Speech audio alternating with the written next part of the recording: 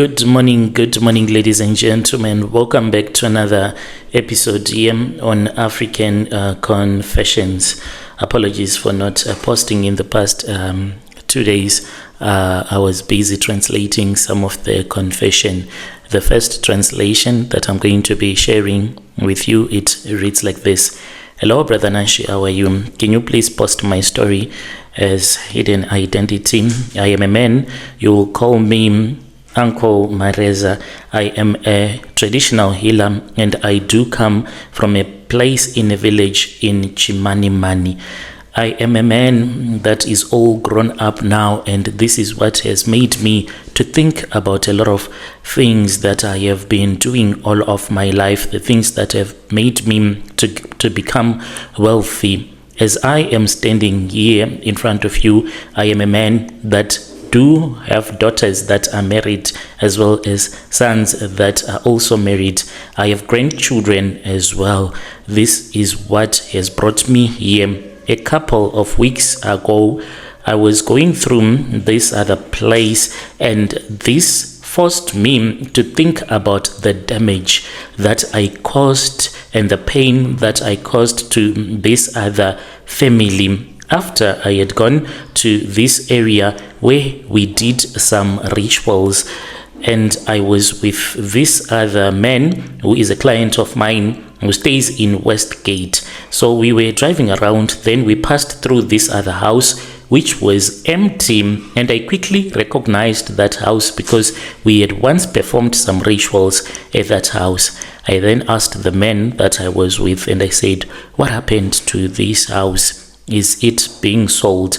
And then the man told me about the tragedy that had happened, which made that house to be empty. He said that they were people that used to go to church. The couple that was staying at that house, they even had a very big position in church. But all of a sudden, this was after I had performed rituals at that house without the owners knowing that we were performing some rituals at that house. The man of the house, he then started to cheat on his wife all of a sudden without any reason at all as to why he was cheating on his wife. He then ran away with the girlfriend and started staying with the girlfriend.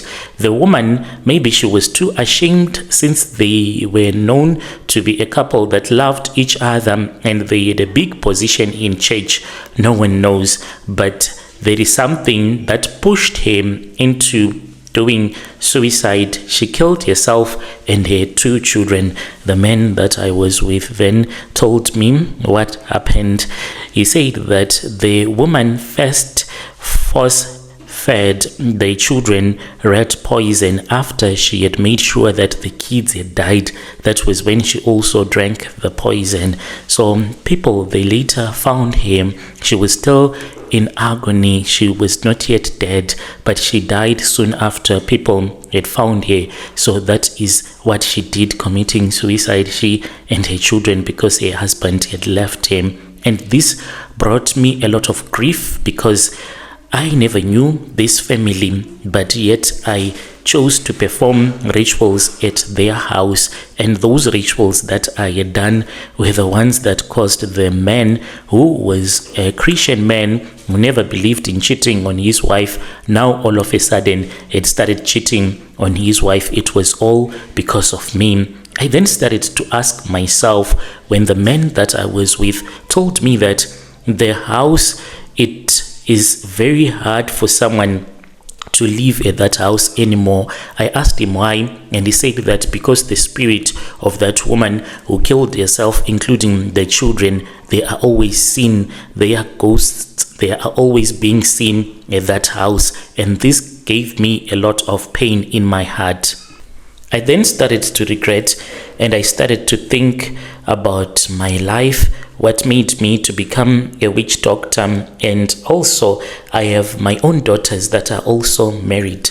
Brother Nashi, in this world, there is no parent who wish to bury their own child or their own grandchildren. It is always the wish of a parent to be the one to die first and you leave your children behind, not for your children to die first and then you have to bury them. So as I was thinking about it when we were looking at that house, it made me to feel so bad about the things that we did, because we threw some ritual charms at that house in order to bewitch another person also in that area. I asked myself and I said, if it was my own daughter who is married, who found out that her husband has been cheating on her, and then she decides that it is far much better for her to kill herself, including my grandchildren, how will I react in such a situation?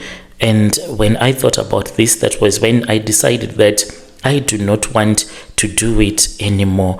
Brother Nashim, I want to thank you and to thank all of you who read these confessions. It is not an easy thing to just share this type of confessions, and I also urge you not to keep on posting your children on social media, because as someone that is involved in this industry whereby we do these evil rituals against people, you never know who hates you or who likes you. And I am not only talking to you, but I am also trying to help all those that are going to be listening to this confession, even though the person that will be listening to my confession might be a Christian. But do not judge me because I am a witch doctor.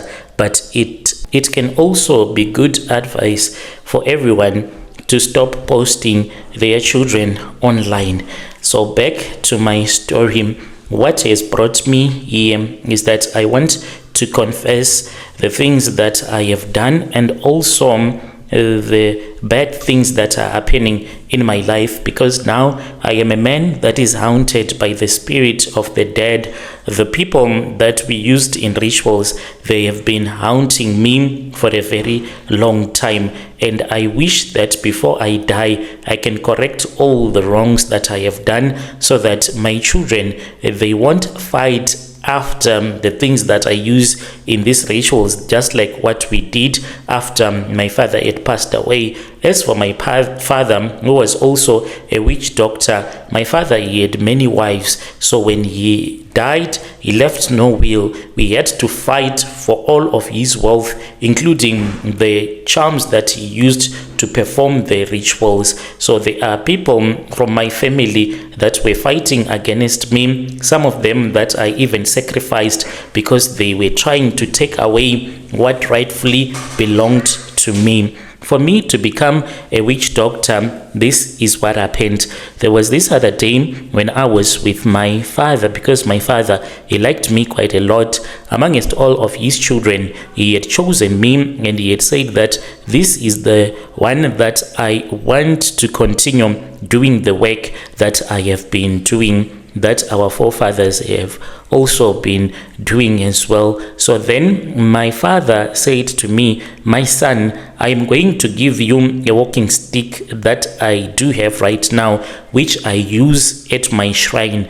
As for this walking stick, it looks like it is just a normal walking stick, but it is so heavy. It is so heavy that if you do not have spiritual powers, you won't be able to lift it up. And usually, just like what my father used it for, that is also that I do. If there is a family that would have brought their relative to my shrine, and if it happens that I suspect that the person that they would have brought to my shrine is someone who is a witch, what I will do is that I would go to where the person will be sitting or standing. Then I'll say, I want you to hold this walking stick for me, and then I'll give you the power to hold it just for a couple of seconds. Then after that, it will start to get so heavy for you, and then I'll say to you, I want you to confess all the witchcraft that you have been involved in.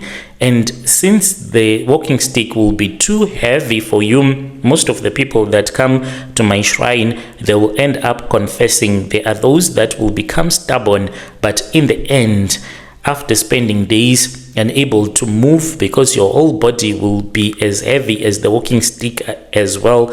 So they end up confessing to me, and they will tell me all the things that they would have done. When my father told me that he wanted me to become a traditional healer, I was so happy, because my father, he was a healer that was so powerful. His name was well known in the province from where I come from, and he had so much great wealth and livestock, and everyone knew his name. As for my father, he had a wallet that he had been given in Mozambique. So this wallet, I also use it at my shrine.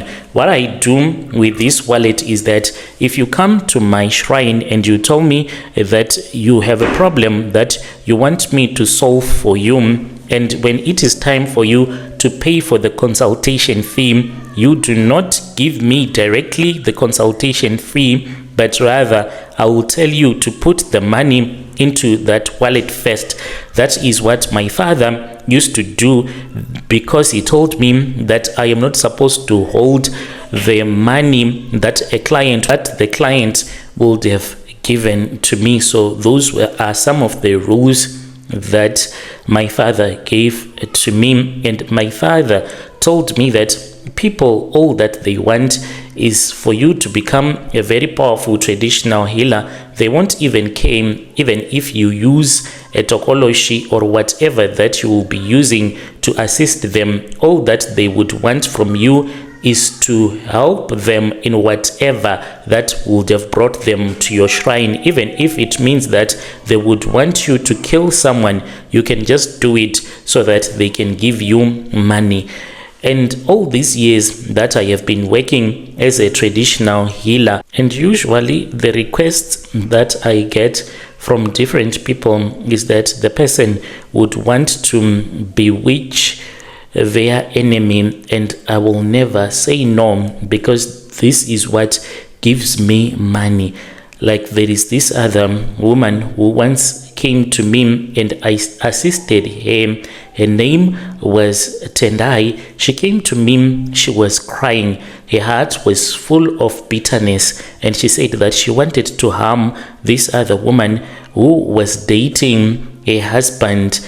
And she said to me, ever since my husband has started dating this woman who is called Linda, my husband does not want to be with me anymore. He is always staying with this woman. And what this woman made her to be much more bitter was that she was working as a waitress in the cruise ships, and she would go and work at the cruise ships for the whole year, sending money that she was getting to her husband, because she wanted to work for a year, then return back home so that they can start a business with her husband. What she did not know was that whenever she would send the money back to him, then her husband will go and spoil Linda, the girlfriend, with all the money that she was working hard for. So as she was sitting in my shrine, I then asked her and I said, Tendai,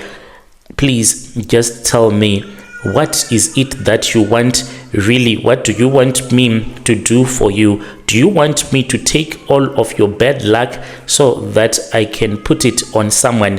And if so, you have to tell me the person that you want me to go and give the bad luck to. So what I mean by that is that if you come to my shrine, this is the way that I will help you with all the problems that you will be facing.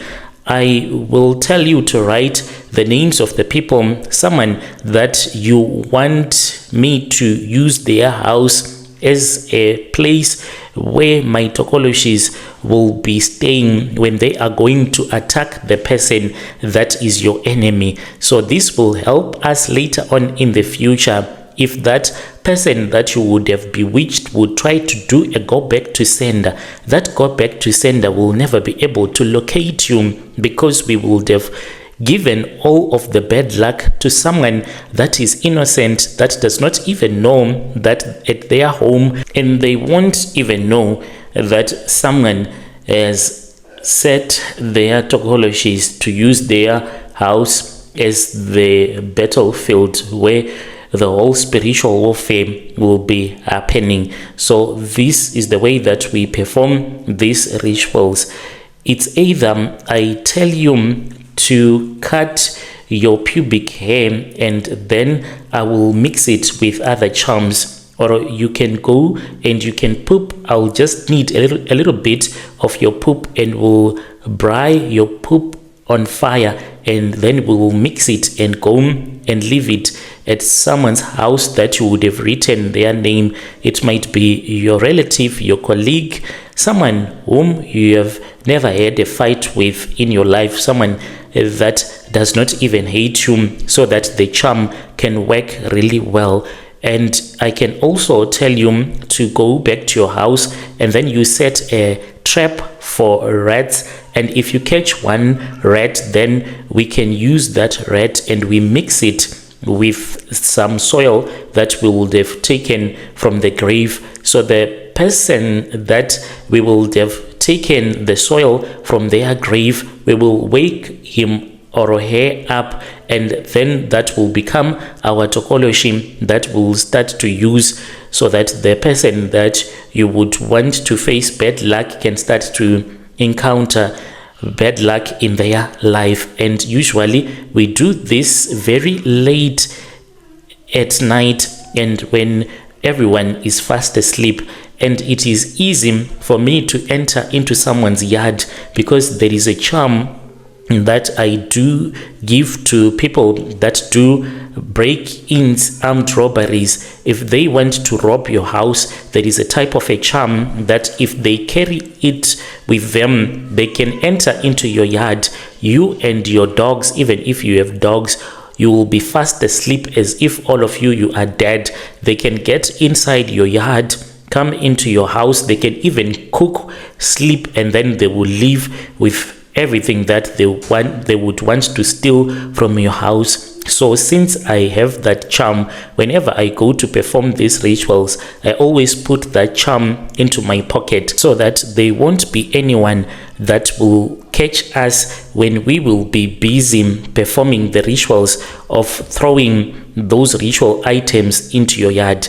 And when I talk about these things that we throw into your yard, it's not like we throw a lot of things. It might be a tiny little piece of human poop that we will leave in your house or in your yard, and this will make the tokologies to know that your house can be used for spiritual warfare, even though without you ever knowing. So when I assisted that woman who had been working at the cruise ships for a very long time, she had told me that she wanted the girlfriend's child to die, and yes, indeed, the child passed away because we went to the graveyard and we woke up this other man as a ghost, and his name, the surname, I still remember it very well because I read it on the tombstone when we were performing the ritual to wake up the spirit of that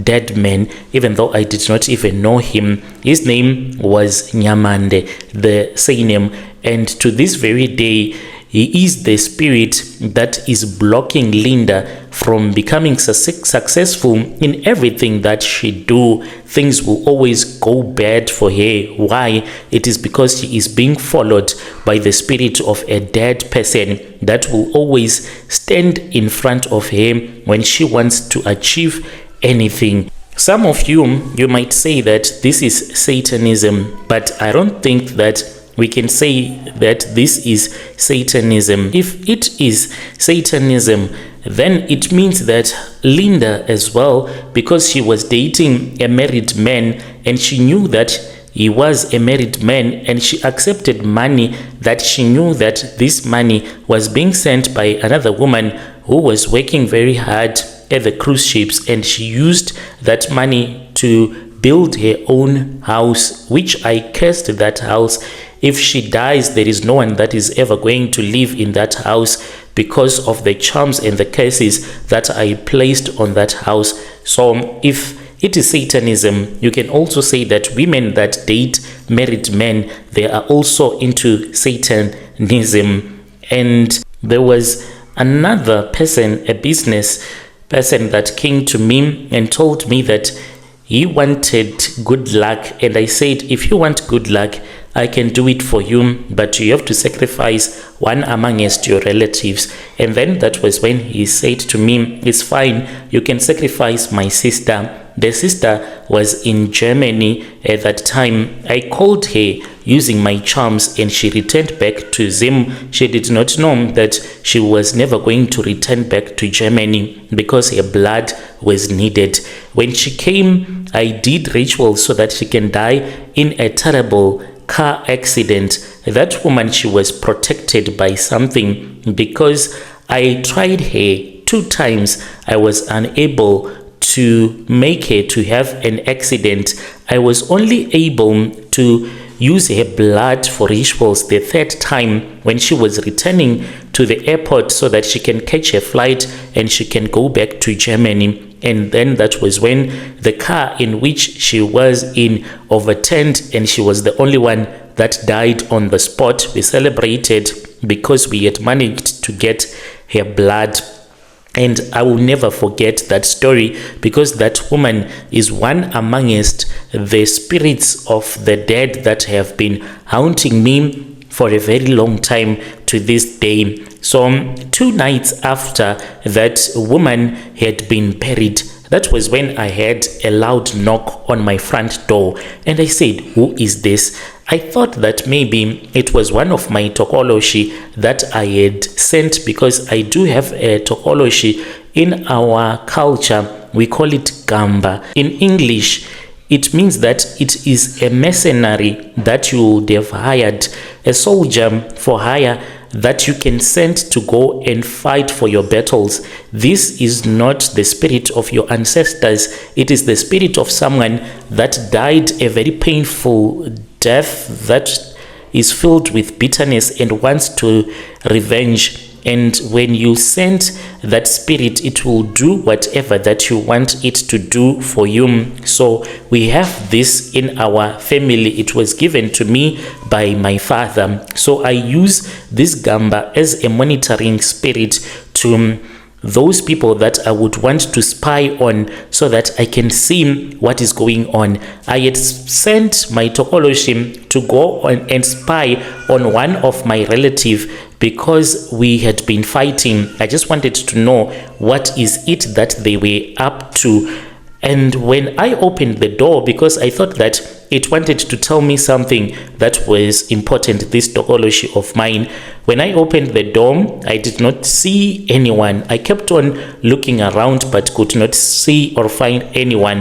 That was when there was a lot of wind, and I knew that this wind that was blowing in my face, it was not natural wind, but it was a ghost that had came to my house. And I knew that it was that woman that I had used her blood for rituals.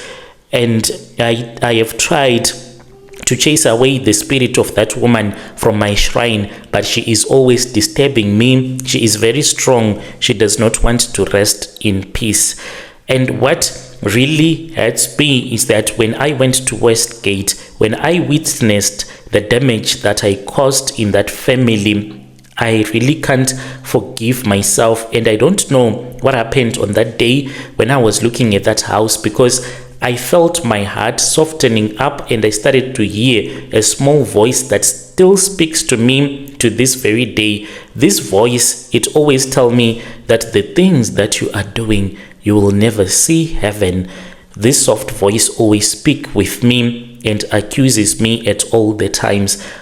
All that I want and what I hope for is that God is going to allow me to be able to destroy these charms that I have been using to bewitch people before I die, because I do not want my children to suffer when I am gone. Dear listeners, right, there was a message that was sent to me by one of our dear brother. Strange things indeed they do happen in this world. He's saying that he wished to repent, to throw away all of the charms that he have been using in his life. Let us try to speak with him in the comment section.